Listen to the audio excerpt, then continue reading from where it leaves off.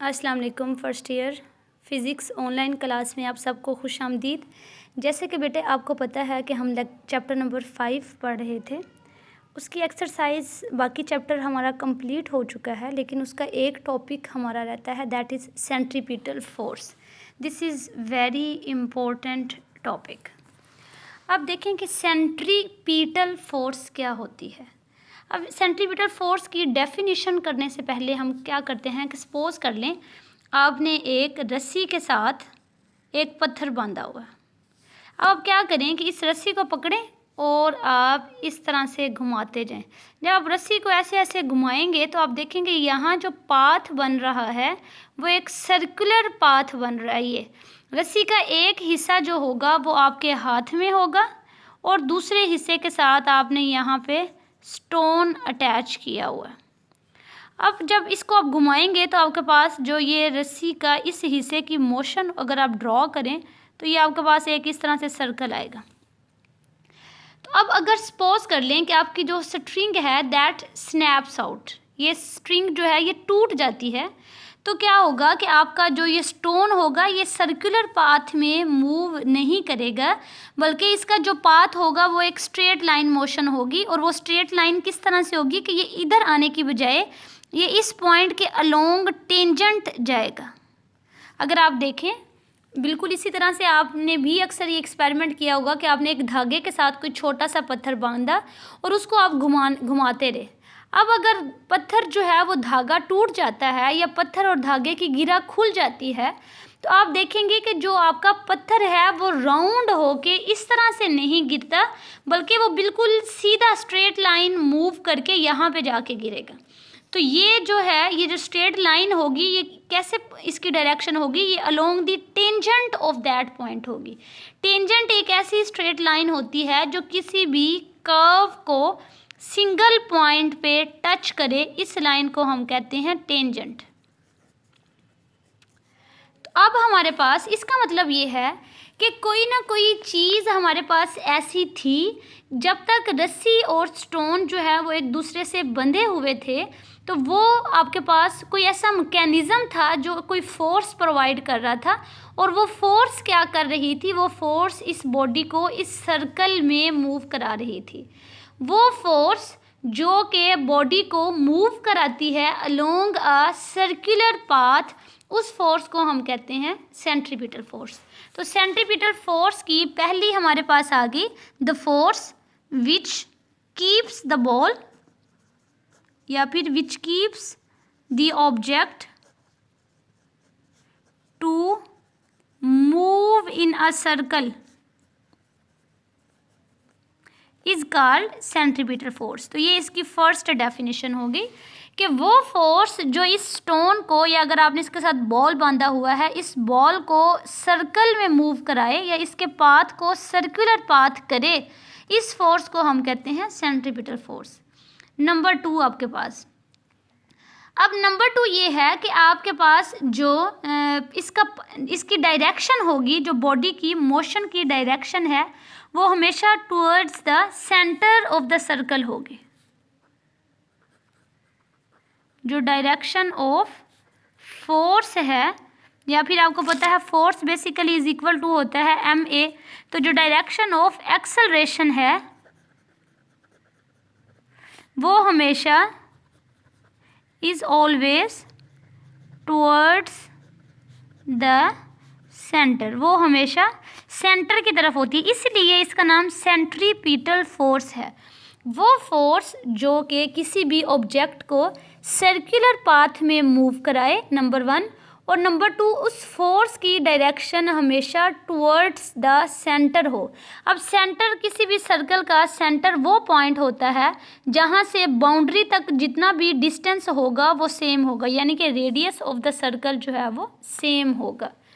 अब एक और चीज़ कि वो एक्सेलरेशन जो सेंट्रीपिटल फोर्स, और सेंट्रीपिटल फोर्स को हम डिनोट करते हैं C stands for centripetal force. तो वो एक्सेलरेशन जो सेंट्रीपिटल फोर्स में हमारे पास आता है उसको हम कहते हैं centripetal acceleration. The acceleration produced by the centripetal force is called centripetal acceleration, और इसको हम डिनोट करते हैं AC के साथ। अब इसकी एग्जांपल अगर आप देखें तो जहाँ भी आपको सर्कुलर मोशन नज़र आएगी वहीं वहीं पर सेंट्रीपिटल फोर्स होगी, क्योंकि basically centripetal force is the origin, is the source which is compelling the body to move in a circular path, which is keeping the body in a circular path is called centripetal force। तो सबसे पहली example आपको पता है कि आपकी जो अर्थ है वो रिवॉल्व करती है around the sun in circular orbits. तो इस तरह से वहाँ पे जो अर्थ की मोशन पे या फिर जो अर्थ को मूव करवा रही है सर्कुलर पाथ में force, that is also centripetal force. तो हम कह सकते हैं कि force acting on earth around the sun is centripetal force. इसी तरह से आपको पता है सैटेलाइट्स जो हैं वो रिवॉल्व करते हैं around the earth in circular orbits. तो जो फोर्स एक्ट करेगी on satellites around the earth, that force is also centripetal force. इसी तरह से लास्ट आपके पास है, आपको पता है electron, last but not the least, यानी कि जो अभी हम एग्जांपल्स देख रहे हैं, there are thousands of examples around you जो आप देख सकते हैं, लेकिन 3-4 एग्जांपल्स जो आपकी बुक में भी गिवन है और जो आपको पता होना चाहिए, जो आपको ऑर्डिनरीली पता है और आप इनको पढ़ते भी हैं। जैसे इलेक्ट्रॉन रिवॉल्व करते हैं around the nucleus in circular orbits, तो वहाँ भी जो इलेक्ट्रॉन्स के पास फोर्स होगी, जो उनके ऊपर फोर्स एक्ट कर रही होगी, that is also centripetal force. अब हम देखते हैं इसकी एक्सप्लेनेशन। तो सपोज कर लें आपके पास एक ऑब्जेक्ट है जिसका मैस आपके पास, वेरी स्मॉल ऑब्जेक्ट है जिसका मैस आपके पास DM है। वो पहले पॉइंट A पे था, अब वो मूव करके in time, very small time dt, वो मूव करके चला जाएगा पोजीशन B पे। इनके दरमियान जो डिस्टेंस होगा that will be very very small. तो A और B के दरमियान जो डिस्टेंस है दैट इज़ dx, इसको आप डेल्टा x भी कह सकते हैं, dx भी कह सकते हैं। अब हमारे पास ये है कि, और आपको this is centre of the circle O, तो सेंटर ऑफ द सर्कल से पॉइंट A तक जो डिस्टेंस होगा that is radius of the circle. इसी तरह से पॉइंट B तक जो डिस्टेंस होगा that is also radius of the circle. तो दो रेडियाई के दरमियान जो एंगल बनता है उसको हम एंगुलर डिस्प्लेसमेंट कहते हैं, और चूंकि ये distance, this distance is very small, that's why angular displacement is also very small. तो इसको भी आप d थीटा या डेल्टा थीटा का नाम दे सकते हैं। अब यहाँ पे देखें, अब आपके पास जब बॉडी पॉइंट A पे थी तो यहाँ पे जो इसकी वेलोसिटी है, लीनियर वेलोसिटी के साथ ये मूव करेगी और ये इस पॉइंट पे चली जाएगी B पे। तो यहाँ पे जो वेलोसिटी की डायरेक्शन होगी वो along the tangent of point A होगी। तो अगर आप टेंजेंट ड्रॉ करेंगे तो आपके पास ये डायरेक्शन आएगी। अब जो ये इस वेलोसिटी को हम v1 नाम दे देते हैं। v1 और रेडियस जो है इनके दरमियान जो एंगल होगा वो 90 डिग्री होगा। इसी तरह से जो अगर पॉइंट B पे जब बॉडी गई तो इसकी डायरेक्शन, यहाँ पे वेलोसिटी की डायरेक्शन क्या होगी, वेलोसिटी की डायरेक्शन अलोंग v2 होगी, यानी कि अगर यहाँ भी आप टेंजेंट ड्रॉ करेंगे तो आपके पास ये डायरेक्शन आ जाएगी। तो यहाँ भी आप देखेंगे कि R और v2 के दरमियान जो एंगल होगा वो 90 डिग्री होगा। अब जब ये 90 डिग्री है तो ये जितना एंगल यहाँ पे बनेगा उतना ही एंगल यहाँ भी बनेगा। If this is d theta then this angle is also d theta. If this is delta theta then this angle will also be delta theta. तो अब हम इसको इस तरह से कर सकते हैं। अब यहाँ से आपने वैल्यू निकालनी है d थीटा की कि d थीटा किसके इक्वल है। तो ये आपके पास ट्राइंगल आपको गिवन है। तो d, क्योंकि ये रेडियस ये डिस्टेंस वेरी स्मॉल है। अगर डिस्टेंस वेरी स्मॉल हो तो आपको पता है जो कर्व्ड पाथ होता है वो हमारे पास, हम उसको एज्यूम करते हैं कि that is a straight line. तो ये डिस्टेंस बहुत स्मॉल है dx, तो हम एज्यूम करेंगे कि this is a straight line. तो आपके पास d थीटा की वैल्यू फिर किसके इक्वल आएगी, d theta would be equal to dx over r। तो ये हमारे पास d थीटा की वैल्यू आ गई इन रेडियन। अब इसी तरह से नेक्स्ट क्या हो रहा है, अब देखें जब आपके पहले आपके पास बॉडी पॉइंट ए पे थी और इसकी वेलोसिटी v1 थी, तो v1 को आपने यहाँ पे ड्रॉ कर लिया। इसी तरह से बॉडी v2 पे पॉइंट बी पे गई और यहाँ पे इसकी वेलोसिटी होगी v2, तो v2 हमने यहाँ पे ड्रॉ कर लिया। अब जो बॉडी है that is moving with uniform velocity, अगर यूनिफॉर्म वेलोसिटी के साथ मूव करिए, इसका मतलब यह है कि अगर वेलोसिटी यहाँ पे 5 है तो इधर भी वेलोसिटी 5 मीटर पर सेकंड होगी। तो आप यहाँ पे देखें इन दोनों की जो मैग्नीट्यूड है, जो लेंथ है, वो बिल्कुल सेम है। If this is 5 metre per second, this is also 5 metre per second. लेकिन आप ये इस डायग्राम से देख रहे हैं कि इसकी डायरेक्शन इस तरफ को है और इसकी डायरेक्शन इस तरफ को है। तो अब ये देखें कि यहाँ पे मैग्नीट्यूड तो सेम है बट इन दोनों की डायरेक्शन ऑपोजिट है। तो वेलोसिटी आपको पता है एक वेक्टर क्वांटिटी है। If it is a vector quantity तो इसकी जो मैग्नीट्यूड और डायरेक्शन, इसकी कंप्लीट डिस्क्रिप्शन के लिए हमें दोनों चीज़ें चाहिए। तो मैग्नीट्यूड ऑल दो both have same magnitude but they have different direction. जब डायरेक्शन चेंज होगी तो आपकी वेलोसिटी की वैल्यू भी चेंज हो जाएगी। तो यहाँ पे जो आपके पास चेंज इन वेलोसिटी होगा वो v2 माइनस v1 होगा और इसकी डायरेक्शन आपके पास इस तरह से होगी। अब आपने वैल्यू फाइंड आउट करनी है कि कितना चेंज इसमें आया है।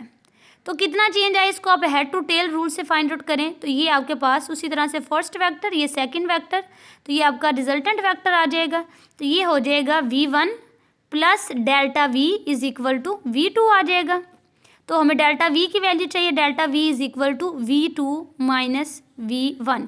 तो यहाँ पे देखें ये अगर d थीटा था तो यहाँ पे जो एंगल बनेगा that is also d theta. तो d थीटा चूँकि वेरी वेरी स्मॉल हमने कंसिडर किया हुआ है। वेरी वेरी वेरी स्मॉल का मतलब ये है कि 0 पॉइंट समथिंग है। तो अगर ये 0 है तो देखें ये एक ट्राई बन रही है आपके पास। तो ट्राई में जो टोटल एंगल होते हैं वो 180 डिग्री के इक्वल होते हैं। अब ये तो वेरी वेरी स्मॉल है, 0 समथिंग है, तो फिर ये दोनों एंगल्स, इन दोनों का सम किसके इक्वल होना चाहिए, ये राउंड अबाउट 180 के इक्वल होना चाहिए। तो चूँकि v1 और v2 दोनों बराबर हैं, जब ये दोनों बराबर अगर ट्राइंगल की दो साइड्स बराबर हों तो उसके दोनों एंगल्स भी बराबर होते हैं। तो इस तरह से ये दोनों एंगल्स जो हैं ये 90 प्लस 90 डिग्री होंगे। तो इसका मतलब हम ये कह सकते हैं कि डेल्टा v जो है that is perpendicular to v1 और इसी तरह से delta v is also perpendicular to v2। तो इसी तरह से फिर हम कह सकते हैं कि v1 is perpendicular to r और v2 is also perpendicular to r। अगर ये दोनों परपेंडिकुलर हैं r के तो आपके पास जो यहाँ पे अब यहाँ पे देखें basically this is change in velocity, यानी कि पॉइंट A और पॉइंट B दोनों पे वेलोसिटी में चेंज आ रहा है। तो आपको पता है एक्सेलरेशन क्या होता है, चेंज इन वेलोसिटी पर टाइम। तो चेंज तो आ रहा है, तो इसका मतलब है ये जो चेंज इन वेलोसिटी होगा इसकी वजह से बेसिकली एक्सेलरेशन प्रोड्यूस हो रहा है। ठीक है, तो change in velocity is equal to delta v by T और डेल्टा v किसकी इक्वल है, v2 minus v1 bye T. तो इस चेंज इन वेलोसिटी की वजह से आपके पास क्या चीज़ पैदा होगी, एक्सेलरेशन पैदा होगा। तो और इस एक्सेलरेशन की डायरेक्शन फिर किस तरह से होगी, क्योंकि आपको पता है v2 और r दोनों परपेंडिकुलर हैं, v1 और r भी परपेंडिकुलर हैं। तो इनके चेंज इन वेलोसिटी से जो एक्सेलरेशन पैदा होगी उसकी डायरेक्शन हमेशा टुवर्ड्स द सेंटर होगी। तो इसका मतलब ये है कि यहाँ पे जो सेंट्रीपिटल एक्सेलरेशन पैदा होगा due to change in velocity, और चेंज इन वेलोसिटी कहाँ से आया है, चेंज इन डायरेक्शन की वजह से आया। तो due to change in velocity जो एक्सेलरेशन पैदा होगा जिसको हमने सेंट्रीपिटल एक्सेलरेशन का नाम दिया है, उसकी डायरेक्शन होगी towards the centre of the circle. तो आपको पता है acceleration is basically a vector quantity. तो वेक्टर को डिस्क्राइब करने के लिए हमें नंबर 1 तो उसकी डायरेक्शन चाहिए और नंबर 2 हमें उसकी मैग्नीट्यूड चाहिए। तो डायरेक्शन तो हमने फाइंड आउट कर ली कि direction of A is direction of delta we, और डेल्टा वी की डायरेक्शन जो है वो टुवर्ड्स द सेंटर है। क्यों, क्योंकि v1 और v2 दोनों परपेंडिकुलर टू r हैं। तो इस तरह से इसकी डायरेक्शन हो जाएगी टुवर्ड्स द सेंटर। और ये किसकी डायरेक्शन है, this is basically direction of A C, यानी कि सेंट्रीपिटल एक्सेलरेशन। अब हम फाइंड आउट करते हैं इसकी मैग्नीट्यूड, यानी कि आपके पास इसकी वैल्यू जो है वो कितनी होगी। अब आप इन ट्रायंगल्स को ड्रॉ कर लें। एक हमने ये वाली ट्रायंगल ड्रॉ की OAB, तो ये आपके पास O, this is A and this is B। O से A डिस्टेंस भी R था, O से B डिस्टेंस भी R है, और इन दोनों के दरमियान डिस्टेंस डेल्टा एक्स या DX है, वो हमने ड्रॉ कर लिया। एक आपने ये वाली ट्रायंगल ले ली, तो ये V1, इसको आप एक्सटेंड करें तो ये V2, ठीक है, और इनके दरमियान जो डिस्टेंस आएगा, चेंज इन वेलोसिटी होगी, वो डेल्टा V होगी। अब हम यहाँ से वैल्यू फाइंड आउट कर लेते हैं। डेल्टा थीटा किसके इक्वल होगा, डेल्टा एक्स ओवर आर, और इसी तरह से यहाँ से delta theta is equal to होगा डेल्टा वी ओवर वी। चूँकि ये आर और ये आर दोनों बराबर हैं, ये दोनों वेलोसिटीज़ जो हैं ये बराबर हैं, तो delta theta is equal to हो जाएगा डेल्टा एक्स ओवर आर, और delta theta is equal to हो जाएगा डेल्टा वी ओवर वी।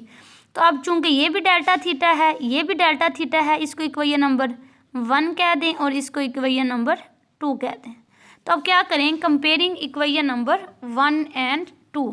जब आप इनको कंपेयर करेंगे तो आपके पास आ जाएगा delta theta is equal to delta theta.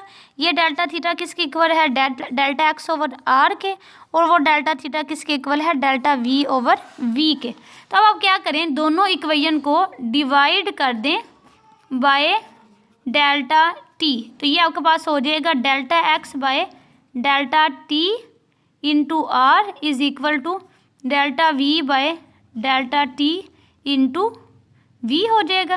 तो अब ये देखें, delta x over delta t किसके इक्वल है, delta x over delta t, यानी कि change in displacement is called velocity, या फिर आपके पास change in distance is called speed, और divided by r as it is आ जाएगा इज इक्वल टू, इसी तरह से दूसरा delta we over delta t, तो change in velocity is called acceleration, तो ये हो जाएगा ए ओवर वी।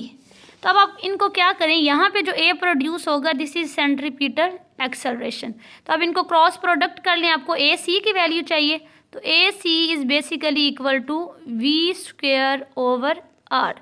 तो this is value of centripetal acceleration. अब आप इसको अगर एंगुलर मोशन की फॉर्म में लें तो ए सी जो है वो V is equal to R omega, इसकी जगह पे पुट कर लें तो ये आपके पास हो जाएगा R omega square divided by are, तो ये हो जाएगा R square omega square divided by R, R R से कट जाएगा, तो ये आर ओमेगा स्क्वेयर। अब हमें तो सेंट्रीपिटल फोर्स की वैल्यू चाहिए, तो आपको पता है F is equal to m a, तो F C is equal to m a c m into v square by are, तो centripetal force is equal to है m v square over r. तो ये सेंट्रीपिटल फोर्स डिपेंड करती है number 1 आपके mess पे, number 2 ये डिपेंड करेगी आपकी लीनियर वेलोसिटी पे, और नंबर 3 डिपेंड करेगी रेडियस पे, रेडियस ऑफ सर्कल। जितना ज़्यादा रेडियस होगा उतनी कम फोर्स होगी, जितना ज़्यादा मैस होगा उतनी ज़्यादा फोर्स होगी, जितनी ज़्यादा वेलोसिटी होगी उतनी ज़्यादा आपके पास सेंट्रीपिटल फोर्स होगी। इसका यूनिट भी वही होता है जो आपके पास आर्म फोर्स का यूनिट होता है, न्यूटन। और अगर आप इसको in the form of angular velocity लिखना चाहें तो F C is equal to आ जाएगा एम इंटू ए सी की जगह पे क्या आ जाएगा आर ओमेगा स्क्वेयर, तो ये हो जाएगा एम आर ओमेगा स्क्वेयर। तो this is value of centripetal acceleration. इसमें आपको कोई कन्फ्यूजन हो तो आप लोग पूछ सकते हैं। Wish you very good luck. अल्लाह हाफिज़।